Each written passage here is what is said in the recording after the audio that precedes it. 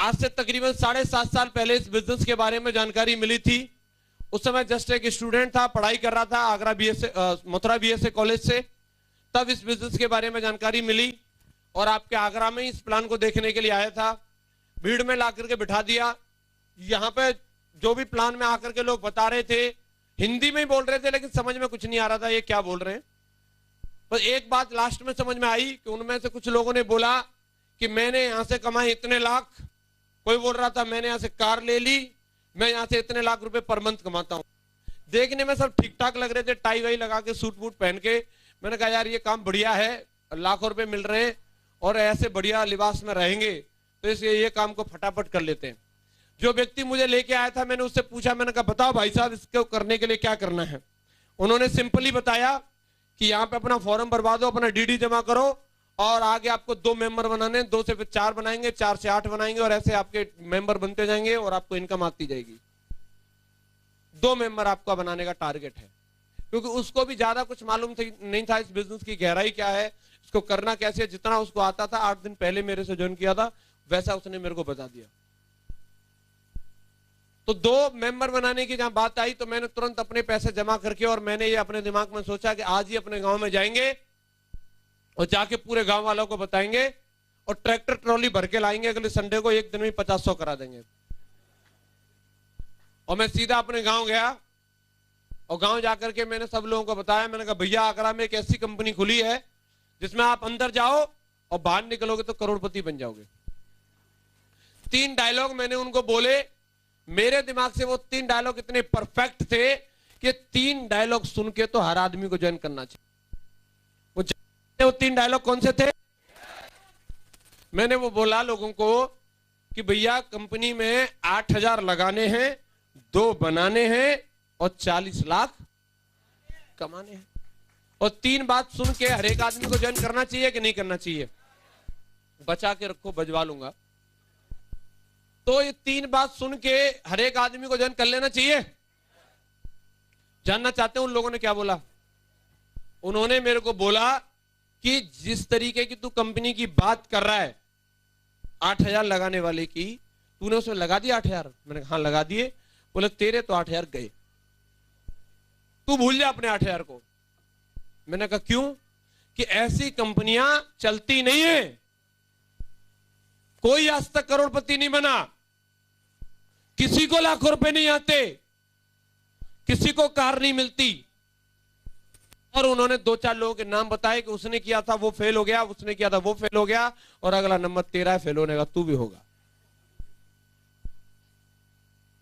मैंने अपनी आंखों से देखा था लोगों को यहां पे पैसा के बारे में बोलते हुए टाई वाई लगा करके, तो मैंने उन लोगों से जिद किया अगर आप लोग ऐसा बोलते हो कि ऐसा कुछ हो नहीं सकता, लेकिन मैं अपनी आंखों से आगरा में देख के आया हूं कि लोग ऑलरेडी लाखों कमा रहे हैं। अगर तुम इतने होशियार चंदो तो आगरा चलो एक बार और मैं अपने सीनियरों से मिलवाता हूं और उनसे बात करना।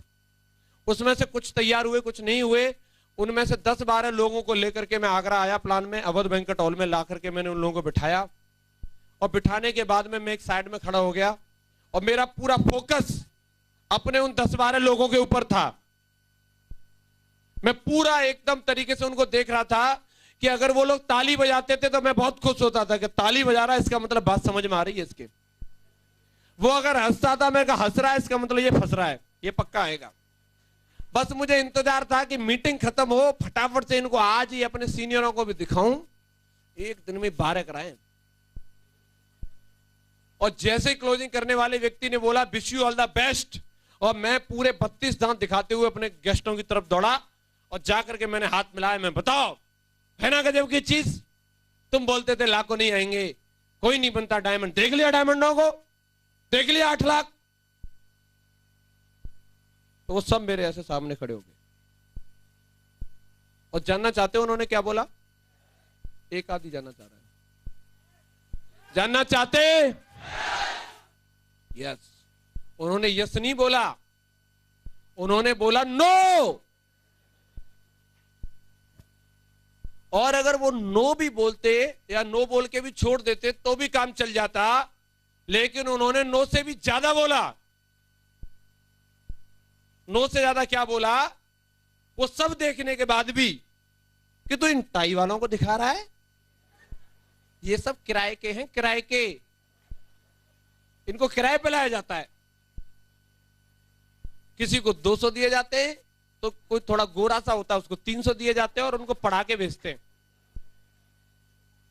2-3 महीने के बाद सब गायब, कोई नहीं दिखेगा, ना तेरी कंपनी न तेरे टाई वाले।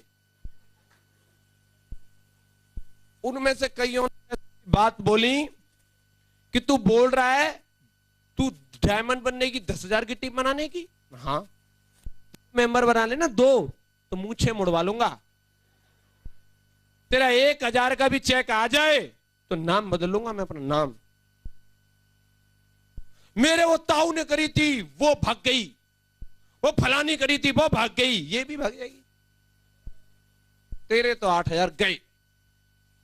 नए नए व्यक्ति के साथ में अगर ऐसे कोई बोल दे जिसने पहले ही दिन से शुरुआत की और पहले ही दिन ऐसा रेस्पॉन्स मिले तो उसको कैसा लगेगा? बुरा कि मेरे को तो वो गाना याद आ रहा था, दिल के अरमां आंसुओं में बह गए। अब मुझे वो आदमी का चेहरा याद आ रहा था जिसने मेरे 8,000 लिए थे, वो कहां है? उसको ढूंढो और अगर कंपनी नहीं भेजे हो तो अपने 8,000 लेके निकल लो। और मैं उनके पास गया, मैंने कहा भाई साहब जो पिछले संडे को मैंने आपको 8,000 दिए थे वो कंपनी तो नहीं भेजे? उन्होंने बोला नहीं वो तो भेज दिए। तो सर कुछ कम ज्यादा करके वापस करवाओ, हमें नहीं करनी है आपकी कंपनी। उनकी थी, मेरी नहीं। उन्होंने पूछा क्यों? मेरे गांव के 10-12 इंटेलिजेंट लोगों ने आपकी कंपनी फेल कर दी, वो ऐसा बोल के गए ये कंपनी नहीं चलेगी, और आप सबको किराए का बता के गए। बोला अच्छा, और बोला और वो ऐसा बोल के गए हैं कि ऐसी कंपनियां चलती नहीं है, तेरे 2 मेंबर बन जाए तो मूछे मुड़वा लेंगे, नाम बदलेंगे हम अपना, अगर तेरा 1,000 का भी चेक आ जाए तो। उन्होंने पूछा तो तुझे क्या लगता है? मैं लगता वक्ता क्या, जब मेरे गांव वाले ज्वाइन नहीं कर रहे तो मैं कैसे डायमंड बनूंगा? Thank you. और डायमंड ही नहीं बनूंगा तो आपकी कंपनी को करने का फायदा क्या है फिर बताओ? सही बात है कि नहीं? तो मैंने कहा सर मेरे तो 8,000 रुपए लौटाओ और मुझे निकलने दो। तो अमूमन क्या होता है कि कोई एसोसिएट ऐसे आकर के किसी अपलायंस से भी कंप्लेंट करता है, जो एक मेरी कॉमन कंप्लेंट थी, कई बार आप लोगों के सामने आती होगी, और मैं आपको यह बताना चाहता हूं कि मैं भी किस थिंकिंग के साथ इस बिजनेस में आया था। और वो कंप्लेंट सुन के कई अपलायनों का भी धुआं निकल जाता है, वो भी उसके साथ रोने लगते हैं, यार शक तो मुझे भी होता था। लेकिन थैंक्स गॉड कि मुझे इतने दमदार अपलायन मिले कि उनका धुआं नहीं निकला, उन्होंने मेरा ही धुआं निकाल दिया।